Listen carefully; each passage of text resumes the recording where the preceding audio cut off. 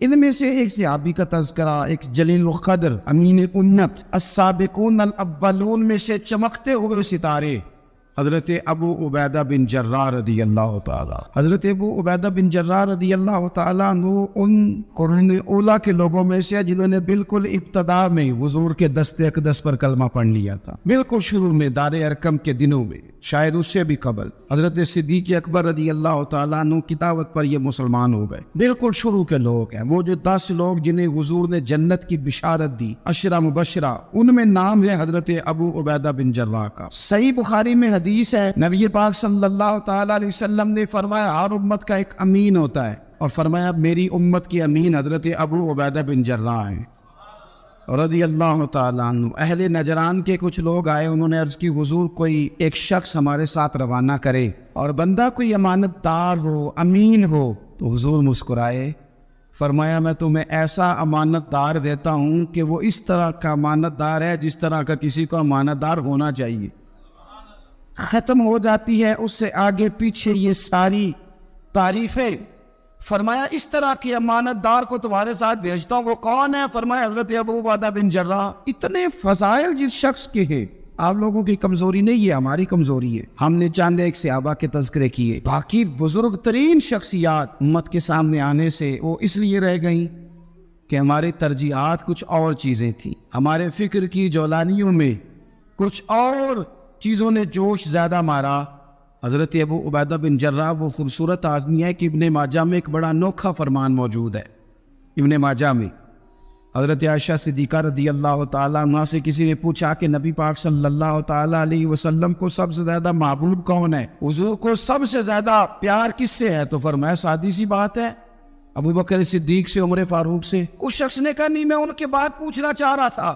تو فرمایا یہ بھی بڑی واضح بات ہے، ان کے بعد میں نے حضور کو جن سے سب سے زیادہ پیار کرتے دیکھا وہ حضرت ابو عبیدہ بن جراح ہیں. سب سے زیادہ میں نے محبت کرتے دیکھا. اور مسلم شریف میں یہ حدیث آپ کو ملے گی. حضرت عائشہ صدیقہ فرماتی ہیں اگر حضور خود اپنے فرمان سے خلیفہ بناتے تو اپنے بعد ابو بکر کو بناتے، ان کے بعد حضرت عمر کو بناتے، ان کے بعد بناتے تو ابو عبیدہ بن جراح کو بناتے. اتنا بڑا آدمی حضرت ابو عبیدہ بن جراح رضی اللہ تعالیٰ، اتنی بڑی شخصیت. اور پتہ ہے آپ کو ان پر صحابہ کا اعتماد کس طرح کا ہے؟ جب حضور علیہ السلام کے وصال ظاہری کے بعد صحابہ بیٹھے نا، میٹنگ ہو رہی تھی خلیفہ بنانے کے لیے، امت کا اجماع ہو رہا تھا حضرت صدیق اکبر پر. تو ایک دوسرے سے نہ پوچھا جا رہا تھا کہ آپ کی نظر میں اگر بیعت کی جائے تو کس کی کی جائے، آپ کی نظر میں بیعت کی جائے تو کس کی کی جائے، آپ کی نظر میں اگر امیر مقرر کیا جائے تو کسے کیا جائے، آپ کی نظر میں خلیفہ کس کو ہونا چاہیے. تو امت کا اجماع جناب صدیق اکبر کی طرف تھا. تو حضرت صدیق اکبر سے پوچھا گیا آپ بتائیے اگر آپ بیعت کریں گے تو کس کی کریں گے؟ تو حضرت صدیق اکبر نے کہا 2 لوگوں کی. اگر حضرت عمر کو آگے لگاؤ گے تو پھر بھی میں بیعت کر لوں گا، اور اگر ابو عبیدہ بن جراح کو آگے لگاؤ گے تو میں پھر بھی بیعت کر لوں گا. میں ان دونوں کی بیعت کرنے کو تیار ہوں. یار اتنا بڑا آدمی، کتنے کو کتابیں لکھی جانی چاہیے تھی، کتنے کو دن منانے جانے چاہیے تھے، کتنے کو ان کے نام ہمیں خطبے کرنے چاہیے، کتنے کو تذکار ان ہستیوں کے ہونے چاہیے.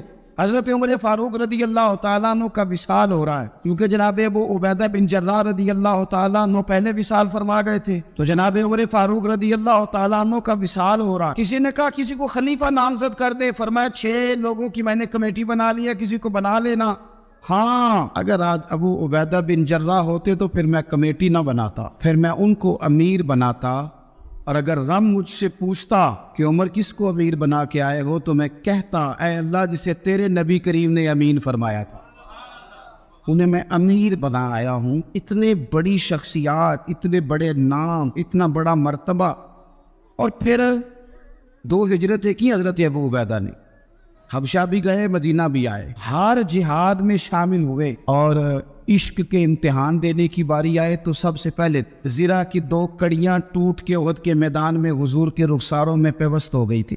دوڑ کے آئے حضرت ابو عبیدہ اور ایک کڑی اتاری، اپنے دانت سے زور سے کھینچی تو ایک دانت ٹوٹ گیا. پھر دوسری کڑی زور سے نکالی حضور کے رخسارے نور سے تو دوسرا دانت ٹوٹ گیا.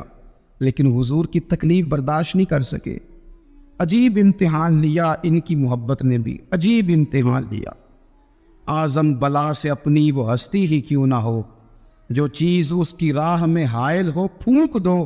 عجیب امتحان لیا احد کے میدان میں، ان کے والد ان کے مقابلے میں آ گئے۔ یہاں تو مقابلہ ہوتا ہے نا دولت اور دین کا، تو لوگ کمزوری دکھا جاتے، وطن اور دین کا تو لوگ کمزوری دکھا جاتے۔ یہاں تو مقابلہ ہوتا ہے نا ہمارا اپنے نفس کی خواہشات اور دین کا، تو غلبہ کچھ اور چیزیں لے جاتی ہیں، لیکن سامنے باپ ہے اور اس طرف دین ہے، حضور کی محبت ہے، نبی پاک کی غلامی ہے، مقابلہ ہو رہا ہے، قبول کس کو کرنا ہے؟ حضرت ابو عبیدہ نے پھر فیصلہ کیا، میدان احد میں تلوار اٹھائی اور باپ کی گردن کاٹ کے پھینک کے لوگوں کو بتایا کہ کائنات میں ہم سب سے بڑھ کے پیار کرتے ہیں تو مدینے والے محبوب سے کرتے ہیں۔ اتار دی گردن باپ۔ حضرت ابو عبیدہ بن جراح رضی اللہ تعالیٰ عنہ نے اس طرح قربانیاں پیش کی۔ میدان کے آدمی تھے، میدان میں رہے، ساری زندگی میدان میں رہے، لشکروں کی قیادت کی ساری زندگی۔ حضرت ابوبکر صدیق رضی اللہ تعالیٰ عنہ نے ان کو جہاد کے لیے بھیج دیا تھا۔ حضرت عمر کا بڑا اعتماد رہا۔ دوستی کس سے تھی؟ حضرت معاذ بن جبل سے۔ گہرے دوست کون تھے؟ حضرت خالد بن ولید۔ ان لوگوں سے گہری دوستی تھی۔ سادہ بود و باش، سادہ کھانا، سادہ اٹھنا بیٹھنا، سادہ مزاج۔ حضرت عمر فاروق رضی اللہ تعالیٰ عنہ ملک شام گئے، یہ بھی ملک شام میں تھے۔ جناب عمر فاروق کے مزاج میں جلال تھا۔ آپ نے کچھ لوگوں کو دیکھا جنہوں نے زرق برق لباس پہن لیے، بڑے بڑے عالی شان بنگلے بنا لیے، بڑے بڑے گھروں میں رہنے لگے۔ تو حضرت عمر کو اتنا جلال آیا کہ زمین پر اتر کے نا سنگریزے اٹھا کے تو لوگوں کو مارتے تھے۔ فرماتے تھے اتنی جلدی حضور کی تعلیم بھول گئے اور تم نے اجمیوں کے طریقے اپنا لیے۔ اتنی تکلیف کے ساتھ حضرت عمر گفتگو کرتے، لیکن حضرت ابو عبیدہ سے ملتے تو فرماتے یار تھوڑی روٹی بھی کھایا کر، کبھی تو بھی کپڑے بدل لیا کر۔ اتنا فقر، اتنی سادگی۔ اولین لوگوں میں سے جن کے لیے لوگ مسلمانوں کا امیر المومنین بنانے کی باتیں کر رہے ہیں، حضرت عمر ملنے گئے تو کسی چٹائی کے ٹکڑے کی تہ دو تیل لگا کے گھوڑے پہ اس کو رکھ لیا جاتا تھا سواری کرنے کے لیے تاکہ پسینہ نہ آئے، اسی کو اتار کے نا تو سرانہ بنا کے بیٹھے لیٹے ہوئے زمین پہ۔ حضرت عمر ملنے گئے تو حضرت عمر فاروق رضی اللہ تعالیٰ عنہ کو بھی اپنے ساتھ زمین پہ بٹھا لیا۔ تو حضرت عمر فرمانے لگے میں نے تو روٹی کھانی ہے تجھ سے، دوست ہے میرا، کھانا کھلا۔ تو کہنے لگے کھلاتے ہیں نا، کھلانا کیوں نہیں؟ یہ بھی لوگ تھے، اسی دھرتی پہ رہتے تھے۔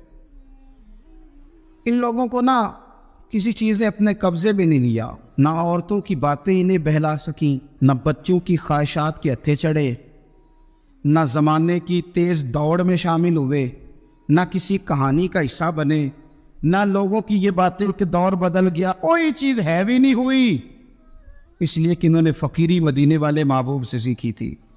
فقر میرے نبی کریم علیہ السلام سے سیکھا تھا، فقر تازہ تھا، ذہن وسیع تھا۔ حضرت سیدنا عمر نے کہا روٹی کھانی ہے تو تھیلے میں ہاتھ ڈالا، دو خشک ٹکڑے روٹی کے نکالے اور فرمایا کھا لے۔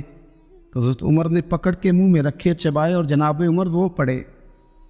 فرمانے لگے ہر بندے کو دنیا نے اپنے قبضے میں کر لیا ہے، لیکن ابو عبیدہ تو آج بھی بچا ہوا ہے۔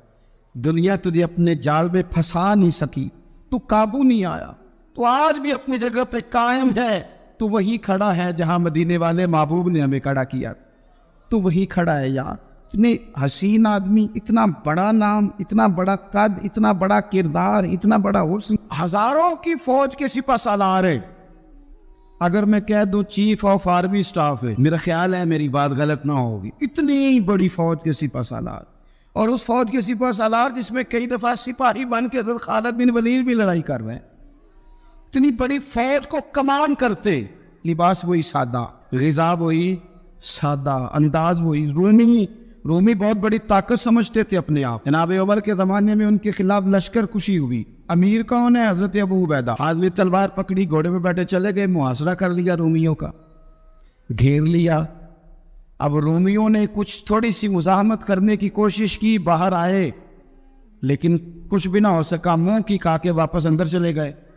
کئی دنوں سے حضرت ابو عبیدہ کی فوج نے محاصرہ کیا ہوا ہے، جب تنگ آ گئے تو پیغام بھیجا کہ ہم صلح کرنا چاہتے۔ فرمایا صلح تو مسلمانوں کا پسندیدہ کام ہے، آ جاؤ۔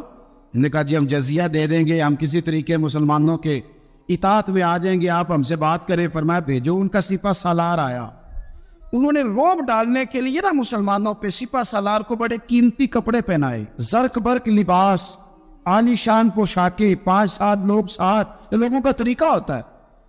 وہ پریشر ڈالنے کے لیے لوگ کرائے کا مکان بھی خرید لیتے ہیں، کرائے کی کار بھی حاصل کر لیتے ہیں، لوگوں کے برتن بھی استعمال کر لیتے ہیں، کسی کے گھر سے فرنیچر بھی منگوا لیتے۔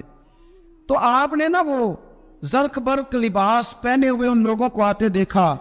اب وہ بڑے اپنے انداز میں تو روب ڈالنے کے لیے آئے تھے نا، تو آ کے پوچھا مسلمانوں کے امیر کہاں ہیں لشکر کے؟ تو انہوں نے کہا ادھر ہی تھے، یہی کہیں ہوں گے۔ بڑا حیران ہوا کہ ہم تو بڑے لاؤ لشکر کے ساتھ آئے۔ یاد رکھ لیں، روب کپڑوں کا نہیں ہوتا، روب کردار کا ہوتا ہے۔ پھر پوچھا کہاں ہے؟ نے کہا جناب وہ سامنے خیمے میں دیکھ لو۔ وہ خیمے میں گئے تو اتنی بڑی فوج کا سپہ سالار زمین پہ بیٹھے اور اپنے تیر سیدھے کر رہے ہیں۔ اب وہ بڑے زرق برق لباس میں کہنے لگا ابو عبیدہ بن جراح آپ ہیں؟ فرمایا میں ہی ہوں۔